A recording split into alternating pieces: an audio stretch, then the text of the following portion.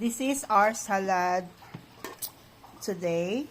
So we have here banana, avocado, mango, and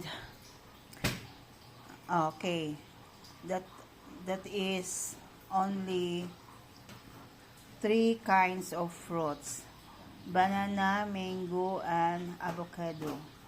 And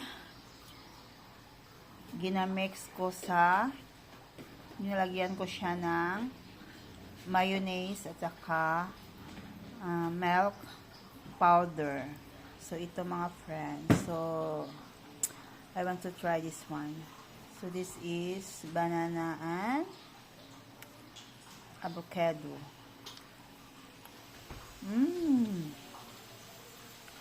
Sarap. Masarap siya mga friends. And then there is a mango. This is a mango. Masarap siya mga friends.